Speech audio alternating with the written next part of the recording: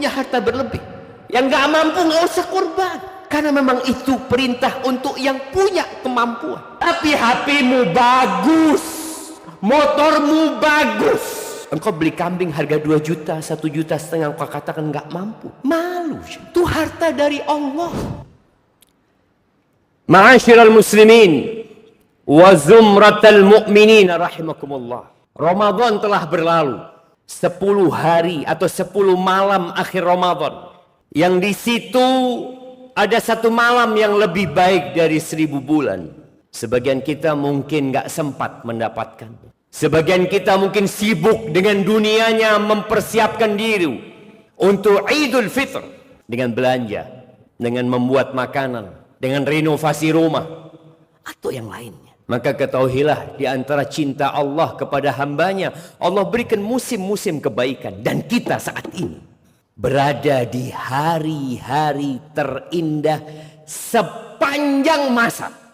Cuma sayangnya kita tidak melihat ada pengumuman di masjid kita.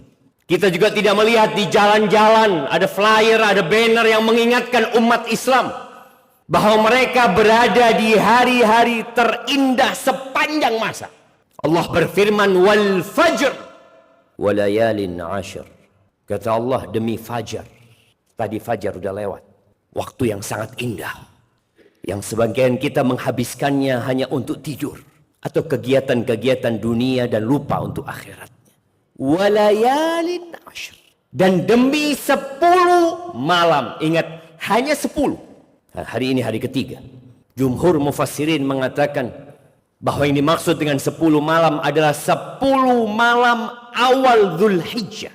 Nabi SAW menegaskan kepada para sahabatnya di dalam hadis yang diriwayatkan Imam Bukhari dari Abdullah bin Abbas radhiyallahu anhuma, beliau mengatakan alaihi salatu wassalam, ma min ayyamin al-amalu salihu fiha ahabbu ila Allah min hadhihi al-ayyam.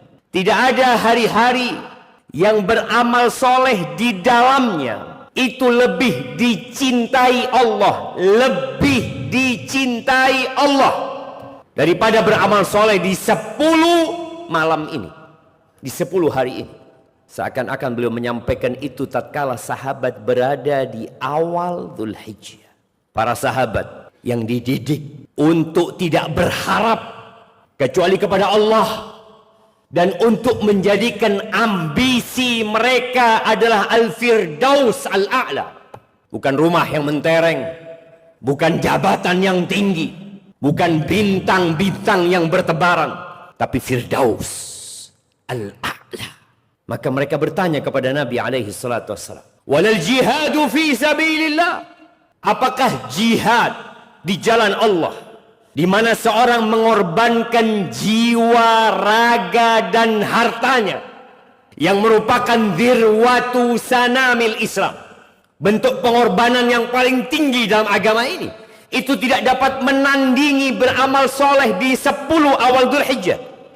Kata beliau alaihi salatu wassalam, walal jihadu fi sabilillah. Enggak, jihad pun tidak dapat menandingi beramal soleh di 10 awal Dzulhijjah. Illa rajulun, kecuali jihad dengan satu model. Illa rajulun kharaja bimalihi wa nafsihi wa lam yarji' min dzalika bi syai'. Kecuali seorang yang keluar dari rumahnya, berjuang di jalan Allah dengan jiwa, raga, dan hartanya, dan gak ada yang pulang ke rumahnya, dia mati di medan perang. Itu baru tidak tertandingi. Tapi kalau orang ini menang, membawa harta rampasan perang, atau kalah tapi masih hidup, pulang dengan membawa cacat seumur hidup, tetap beramal soleh di awal Dzulhijjah ini lebih utama. Tapi kenapa kita santai? Kenapa kok sepertinya nggak ada apa-apa? Karena kita tidak mengingatkan. Kita sibuk dengan dunia kita. Seakan-akan perjuangan sudah selesai di 10 akhir Ramadan. Lah, perjuangan itu sampai mati. Di antara ibadah yang paling utama di 10 awal Dzulhijjah ini adalah rukun Islam yang kelima, haji. Yang Allah Azza wa Jalla mengatakan, walillahi 'alan nas hajjul baiti man istata'a ilaihi sabila. Allah telah menetapkan sebuah kewajiban atas manusia untuk berhaji ke rumah Allah Azza wa Jalla bagi yang mampu. Bagi yang mampu. Siapa orang yang mampu? Ya, banyak ulama mengatakan mampu itu memiliki bekal dan kendaraan. Dia punya bekal yang dengannya dia bisa hidup dalam perjalanan, dan dia punya kendaraan yang dapat menyampaikan dia ke Mekah sana, dan punya harta yang dia tinggalkan untuk hidup keluarganya. Walaupun nggak punya rumah, walaupun nggak punya mobil, tapi dia mampu punya kendaraan dan memiliki bekal, dan ada yang ditinggal buat keluarganya untuk hidup, makan sampai dia pulang, wajib berangkat. Adapun Imam Malik berpendapat yang mampu jalan kaki, itu rukun Islam yang kelima. Kita nggak berangkat. Mungkin sebagian kita mau berangkat, tapi kebanyakan sudah berada di kota Mekah. Ya, jemaah haji Indonesia dengan jumlah 220.000 lebih, sepertinya semua sudah berkonsentrasi berada di kota Mekah. Mereka datang mengumandangkan kepada Allah dengan ihram yang dia pakai, lalu mengatakan labbaik Allahumma labbaik, labbaik la syarika laka labbaik, innal hamda wan ni'mata laka wal mulk la syarika lak. Dia mengatakan, ya Allah, aku datang ya Allah, aku datang memenuhi panggilanmu ya Allah. Aku tinggalkan keluargaku, aku tinggalkan negeriku, aku tinggalkan duniaku ya Allah. Aku menuju kepadamu ya Allah. Aku penuhi panggilanmu ya Allah. Aku datang ya Allah memenuhi panggilanmu. Labbaik la syarika laka labbaik. Enggak ada sekutu bagi engkau ya Allah. Engkau pemilik langit dan bumi ini. Engkau pemilik diriku ya Allah. Aku beribadah hanya kepadamu. Innal hamda, sesungguhnya semua pujian, wa ni'mata, dan semua nikmat, laka wal mulk la syarika lak, dan semua bentuk kepemilikan itu milikmu ya Allah. Ya, sebagian kita punya SHM, punya BPKB, itu semua milik Allah Azza wa Jalla. Kita nggak punya apa-apa. Wallahi. Maka yang mampu berangkat haji, berangkatlah haji. Yang tidak mampu, niatlah engkau berangkat haji. Semoga suatu saat Allah perkenankan engkau untuk berangkat haji. Ahibati fillah, Umar bin Khattab radhiyallahu taala anhu mengatakan, "Man ataqal hajj falam yahuj." Barang siapa yang punya kemampuan untuk berangkat haji, kemudian dia enggak berangkat haji, fasawa'un alaihi yahudiyan mata aw nasraniyan. Sama aja dia mau mati Yahudi atau Nasrani. Dikasih rizki sama Allah, dikasih sehat sama Allah, bisa melakukan perjalanan tapi enggak berangkat, silahkan kau mati Yahudi atau Nasrani. Iya, memang haji itu kewajiban sekali seumur hidup.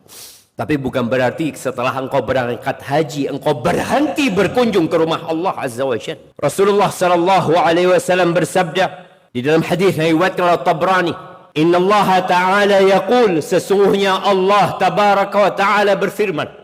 Ini hadis qudsi. Apa kata Allah? "Inna 'abdan ashahtu lahu jismah wa wassa'tu alaihi fi ma'ishatih." Sesungguhnya seorang hamba, kata Allah, yang aku kasih sehat badan, kemudian aku luaskan penghidupannya.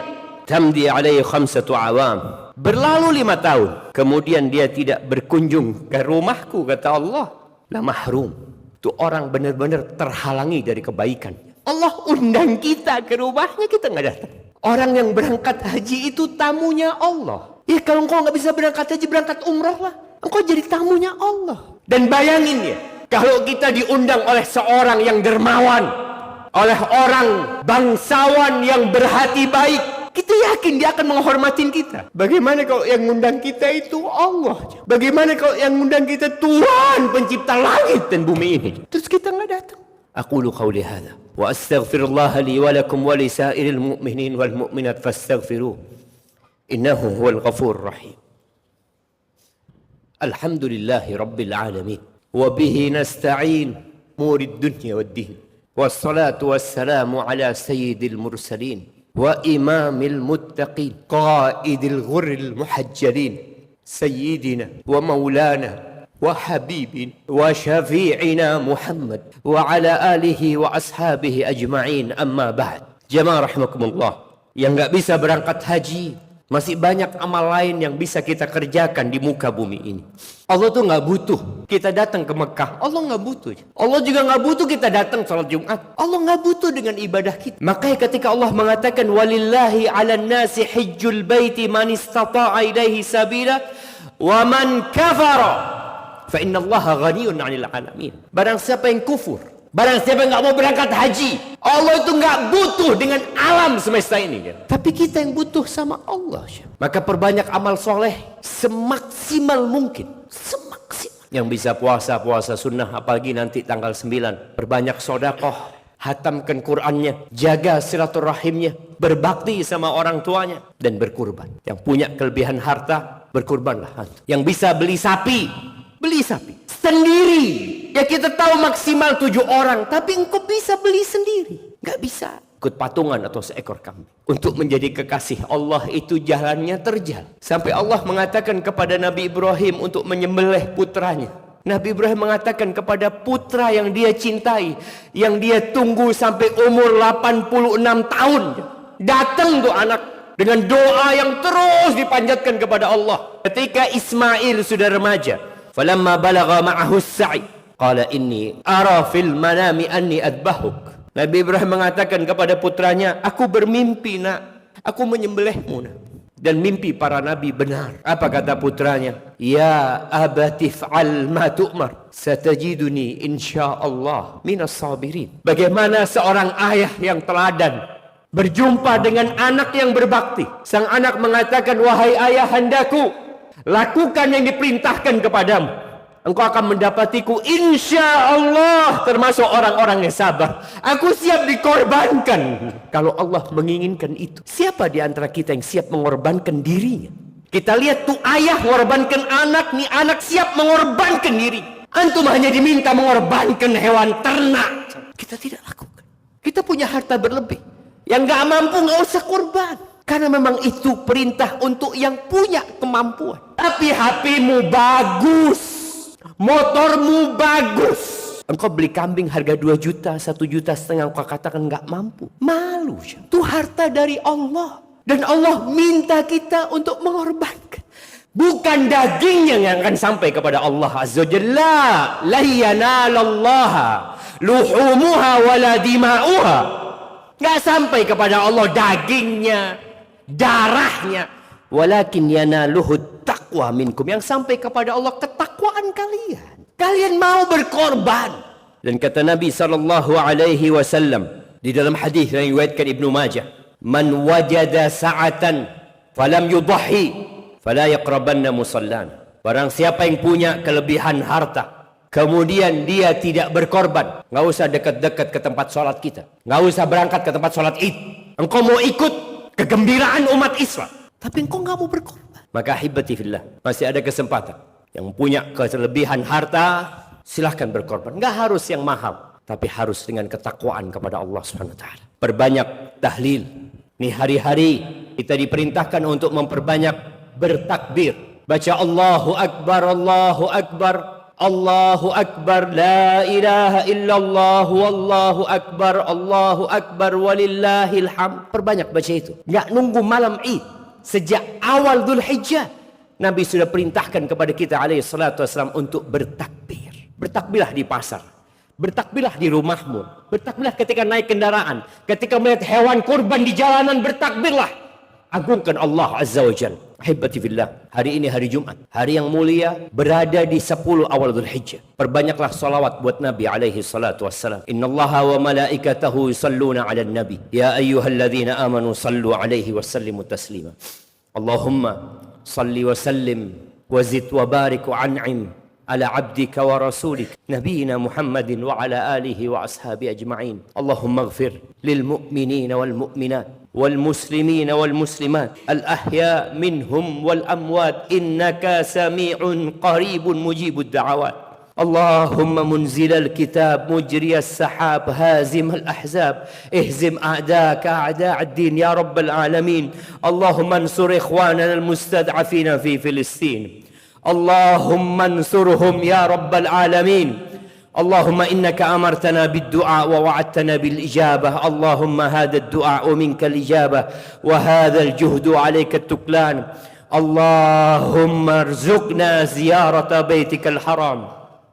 اللهم ارزقنا زيارة بيتك الحرام. اللهم ارزقنا زيارة بيتك الحرام حجا وعمرة يا رب العالمين. ربنا ظلمنا أنفسنا وإن لم تغفر لنا وترحمنا lanakunanna minal khasirin. Rabbana atina fid dunya hasanah wa fil akhirati hasanah wa qina adzabannar.